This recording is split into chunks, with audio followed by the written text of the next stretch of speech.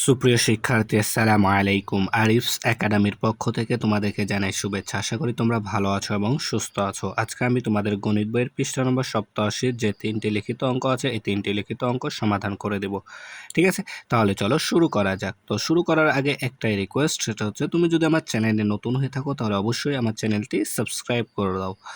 তাহলে দেখো 4 নম্বর প্রশ্নটা আগে পড়ি। দেখো বলছে একটি বইয়ের মূল্য 95 টাকা। ঠিক আছে, একটি বইয়ের মূল্য 95 টাকা ও 12টি কলমের মূল্য 180 টাকা।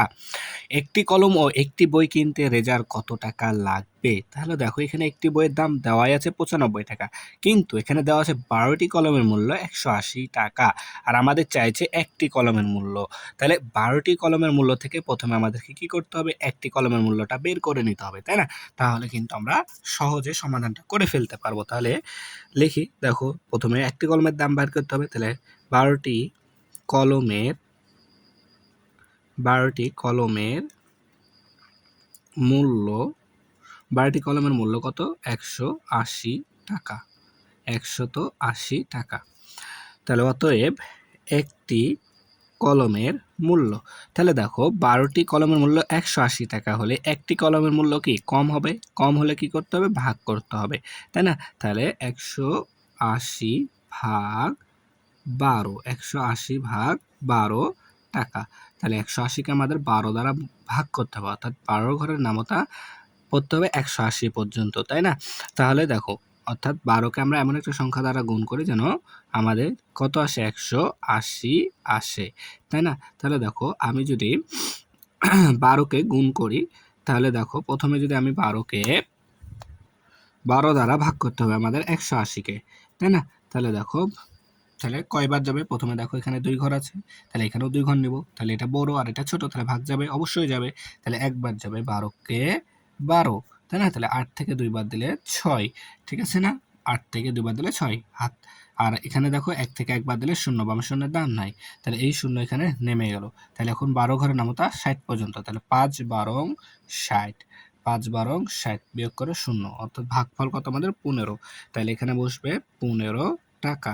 তাহলে একটি কলমের মূল্য কয় টাকা? 15 টাকা, তাই না?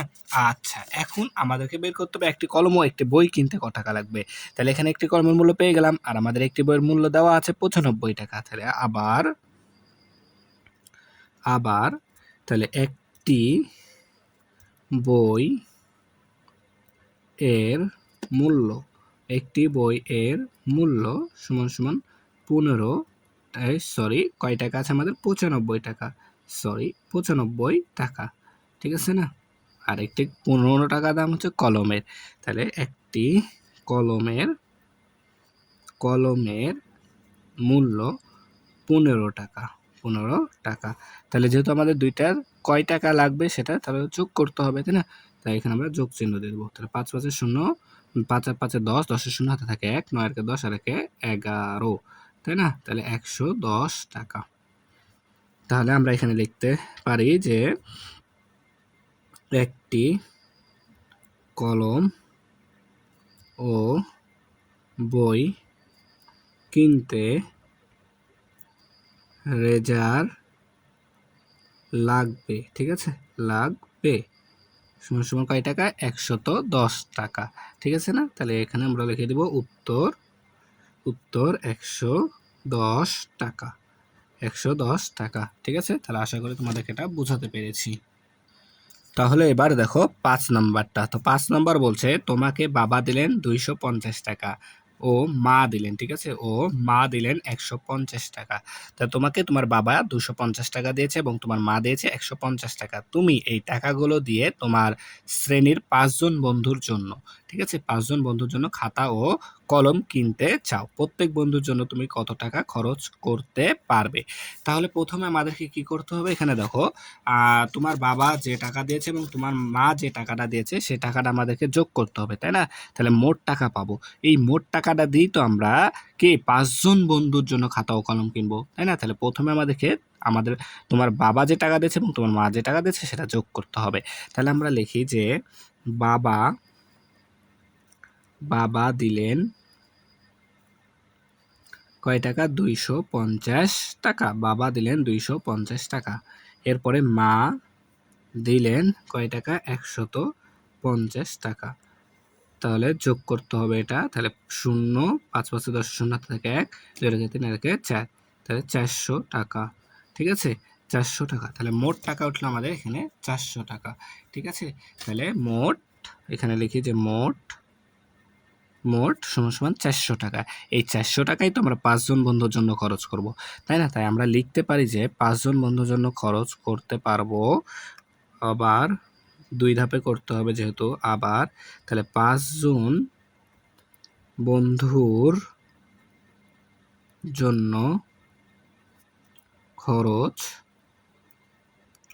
করতে পারবো সমান কয় টাকা? 400 টাকা। 400 টাকা।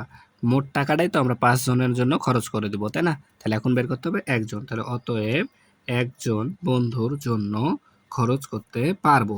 তাহলে দেখো 5 জনের জন্য যদি 400 টাকা খরচ করতে পারি, তাহলে একজনের জন্য আরো কম খরচ করতে হবে, তাই না? আর কম করতে হলে ভাগ করতে হবে। তাহলে 400 ভাগ 5 টাকা। তাহলে এখন আমরা যদি এটাকে ভাগ করি তাহলে উত্তরটা চলে আসবে। তাহলে দেখো আমি যে 2 এখানে ভাগ করি 5 দ্বারা 400-কে, তাই না? তাহলে এখানে 1 ঘর, এখানে 1 ঘর নিলে ভাগ যাবে না, তাই 2 ঘর নিতে হবে। তাহলে 5 আসতে 40, বিয়োগ করো 0, শূন্যের দাম নাই কিন্তু এই শূন্যের দাম আছে, তাই এখানে চলে আসলো এটা। এরপর 5 শূন্যে 0, 0। তাহলে আমাদের আসছে কত? এটা 0 হবে, ঠিক আছে, 0। তাহলে আমাদের আসছে 80 টাকা। তাহলে একজনের জন্য কত টাকা খরচ করতে পারছি? 80 টাকা। তাহলে একজন বন্ধুর জন্য আমরা খরচ করতে পারছি 80 টাকা। তাহলে উত্তর 80 টাকা। উত্তর 80 টাকা। ঠিক আছে না? তাহলে আশা করি এটাও তোমরা বুঝতে পারলা। এরপর আমরা 6 নাম্বারটা সমাধান করব। তাহলে 6 নাম্বার প্রশ্নটা আগে পড়ি। দেখো বলছে একটি বাগানের 15টি লিচু গাছের প্রতিটি থেকে 60টি করে লিচু পেড়ে 20 জনের মধ্যে সমানভাবে ভাগ করে নিলে প্রত্যেকে কয়টি করে পাবে? ঠিক আছে, তাহলে দেখো আমাদের লিচু গাছের সংখ্যা 15টি। প্রতিটি অর্থাৎ একটি গাছ থেকে লিচু পাড়া হয়েছে 60টি করে। ঠিক আছে, একটি গাছ থেকে 60টি কি লিচু পাড়া হয়েছে। তাহলে 15টি গাছে কয়টি লিচু 15টি গাছ থেকে কয়টি লিচু পাড়তে পারবো আগে সেটা আমাদেরকে বের করতে হবে।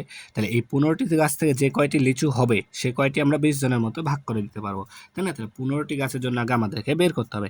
তাহলে একটি গাছ থেকে আমরা লিখতে পারি যে একটি গাছ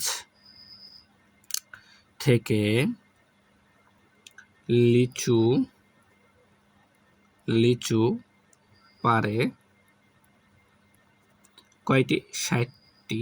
ঠিক আছে, 60টি। তাহলে অতএব 15টি গাছ থেকে লিচু পারে। তাহলে দেখো একটি গাছ থেকে যদি আমরা 60টি লিচু পারি তাহলে 15টি গাছ থেকে আরও বেশি পারবো, তাই না? আর বেশি পারলে আমাদের কী করতে হবে? গুণ করতে হবে। তাহলে 60 গুণন 15টি। তাহলে দেখো 60কে 15 দ্বারা গুণ করলে আমাদের উত্তরটা চলে আসবে। ঠিক আছে, তাহলে দেখো 5 শূন্য 0, 5 6 30। এরপর এক অঙ্কের কাজ শেষ, তাই এখানে একটা 0, 1 শূন্য 0, 6কে 6। তাহলে 0 0 যোগ করলে 0 0, 6 3 9। তাহলে 900টি লিচু পারতে পারবো। তাহলে আমরা 15টি গাছ থেকে কয়টি লিচু পারবো? পারতে পারবো সেটা হচ্ছে কি 900টি লিচু পারতে পারবো। এখন এই 900টি লিচুই তো আমরা কয়জন? 20 জনের মধ্যে ভাগ করে দিব, তাই না? তাহলে এই 900টি লিচুই তো 20 জন পাবে, তাই না? 900টি লিচুই তো 20 জন পাবে। তাহলে একজনের জন্য বের করতে হবে এবার। তাহলে এখন আমরা লিখতে পারি আবার 20 জন। তাহলে 20 জন লিচু পাবে। 20 জনে লিচু পাবে কয়টি? 900টি। 900টি। অতএব একজন লিচু পাবে। তাহলে দেখো 20 জনে 900টি লিচু পায়, তাহলে একজনে কি কম পাবে, আর কম পেলে ভাগ করতে হয়।